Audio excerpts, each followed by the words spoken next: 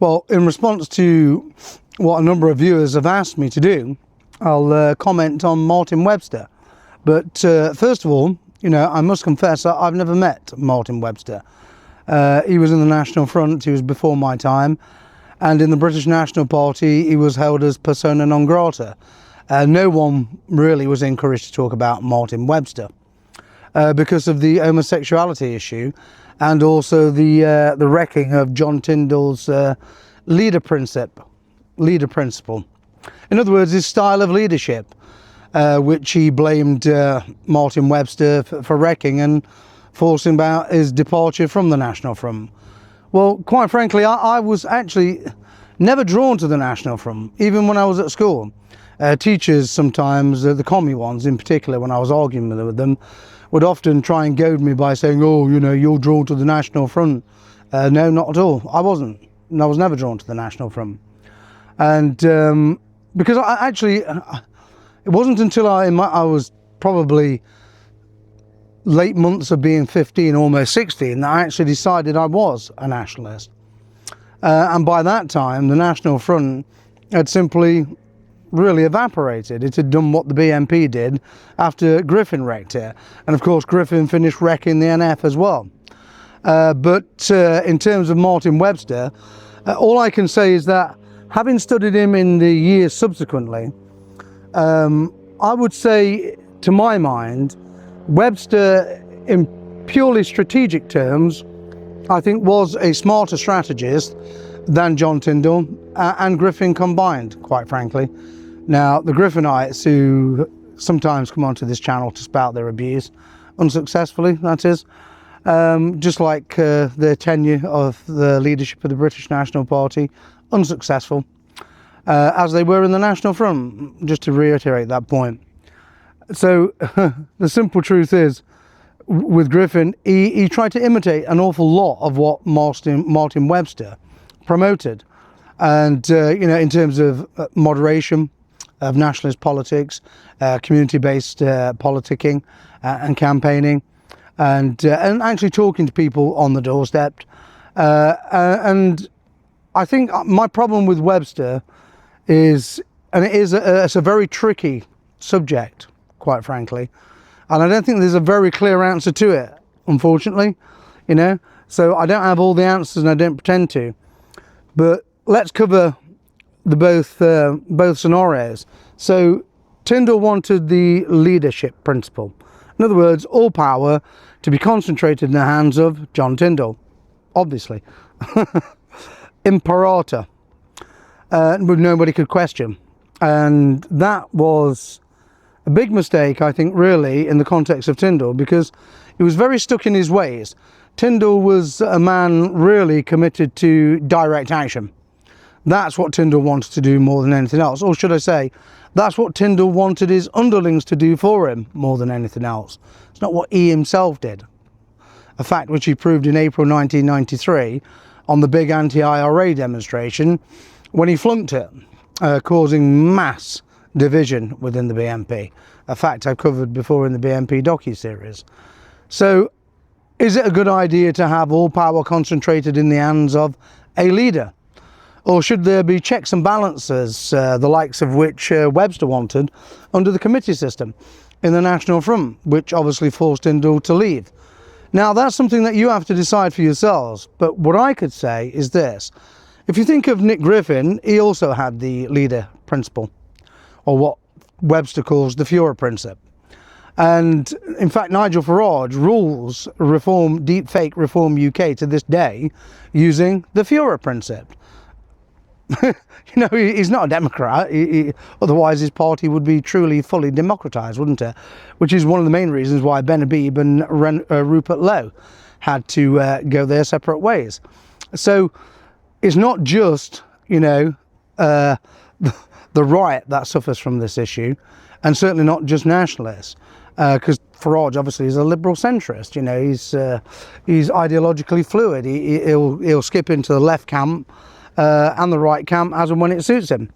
But with Martin Webster, the problem I have with Martin Webster's committee system is that, does anything ever actually get done?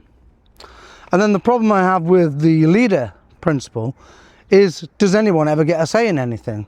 Or are they just minions, underlings? And if the leader is particularly incompetent or committed to an outdated strategy, like Tyndall was with direct action, does anything ever actually change? It was astonishing, really, in a sense, that Tyndall actually ever allowed Griffin into the BNP. But I think he found himself meandering by a lonely shore, for want of a better description, and he made the mistake of thinking Griffin would come along and prop him up. Because this is what Griffin does, you know, he makes false promises to people. And I think we all know that by now, don't we? Apart from the lingering 3% of the former BNP membership who still support this crackpot, quite frankly. And this failure, that's what Griffin is, a failure. So Griffin had the Advisory Council, which was nothing more than a public relations stunt to create the impression that there was some form of democratic accountability. He had to answer to his underlings. He never had to answer to anyone, in actual fact. In truth, the Advisory Council was dominated by Tony Labomba, you know, and we've covered him in detail as well.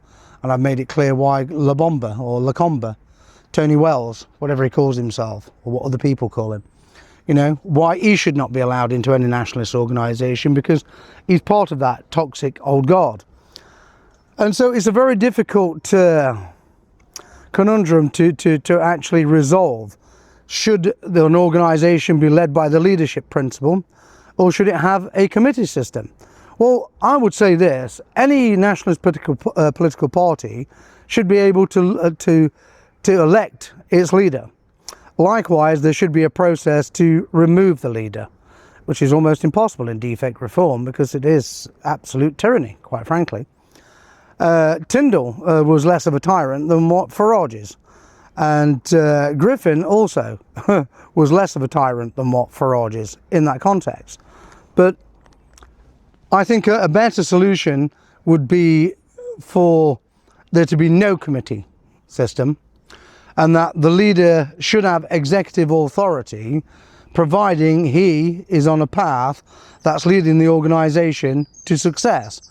If he isn't, then there must be checks and balance, not necessarily through a committee system, but something like a real advisory council, whereby signatures can be brought to bear, compelling the leader to amend his behaviour, and if not, in other words, to listen to his underlings, you know, his juniors.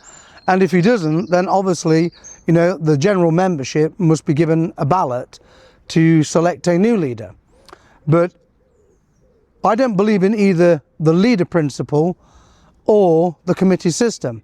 So when people say, was Martin Webster a smarter strategist than John Tyndall and Nick Griffin, I have to say that he was actually a smarter strategist in terms of grassroots campaigning than both Tyndall and Griffin.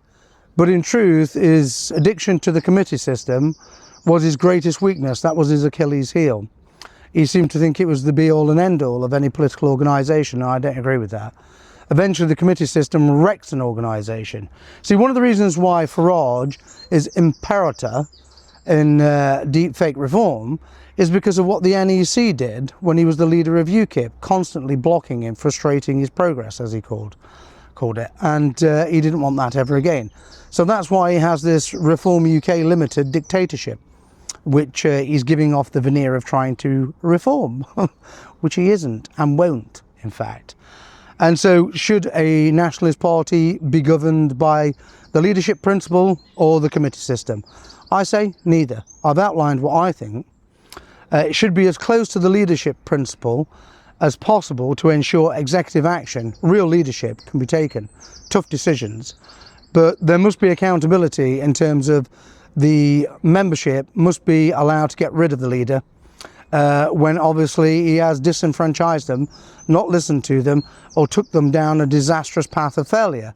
And of course this was a problem with Nick Griffin, wasn't it, until he totally and utterly wrecked the British National Party and left it in the hands of the will-chasing Adam Walker, who is arguably the biggest joke of all three leaders of the British National Party. And in terms of people who say, oh, Richard Edmonds was the best leader, we never had. Well, stop talking about Richard Edmonds. He's dead. He's gone. And quite frankly, for all his good points, Richard Edmonds also had some very bad points, and he was only committed to that mistaken path of perpetual direct action. And in terms of the grassroots politicking, Rights for Whites campaign, Tower Hamlets, Derek Beacon, etc., that was primarily the work of Eddie Butler, not so much Richard Edmonds. Of course, Eddie Butler had to get the consent of Richard Edmonds to go ahead with that, and also Tyndall. But it was neither Edmonds nor Tyndall's idea to launch that campaign. It was primarily Eddie Butler's doing, and obviously we came down from Nottingham several times to help out with that campaign. And so, in truth, Martin Webster, in the strategic sense, yes, he was a smarter strategist than Tyndall and Griffin combined, in my opinion. But his greatest failing was his addiction, his faith and belief and trust in the committee system. I mean, I actually share a great deal of what Farage thinks about the committee system. I think it's highly disruptive and obstructive, but at the same time, I can't commit myself to any organisation that has an autocratic dictatorship. And there has to be a means to bring down a leader, like I said, when he's totally on the wrong path and when he's taking that organisation on the wrong path. And so that's my position on Martin Webster. I hope I've clarified that and not thrown up even more questions that people want even more videos to be made about, because I don't really want to make them, quite frankly, because Webster is a thing of the past as well. He's not a dinosaur, he's not a relic at all. In truth, I think if you look at Tyndall and Griffin and Webster, the strategic thinking of only one out of the three continues to this day, particularly in the Homeland Party, and that is Martin Webster, if that tells you anything. Webster, whilst he never became a leader, has outlasted and outclassed both Tyndall and Griffin. So that's my position on Martin Webster. I'm sure Martin will have a different opinion on the committee system. I'm sure other people will. I'm sure other people will have their own position on the leadership principle. But that's my position. I've told you what I think, and I hope that matter is now resolved. And thank you for raising it. It's been a pleasure talking about it. I never met Martin Webster, sadly. But as I said in the BNP, Tyndall wouldn't allow any talk of Martin Webster. He was persona non grata. And anyone talking about him was quite simply suspected of homosexuality. So, in truth, no one spoke about him, unless it was in derogatory terms, which was a shame, because Webster was a smarter strategist than John Tyndall for certain. Absolutely. I trust that clarifies the matter. Thank you.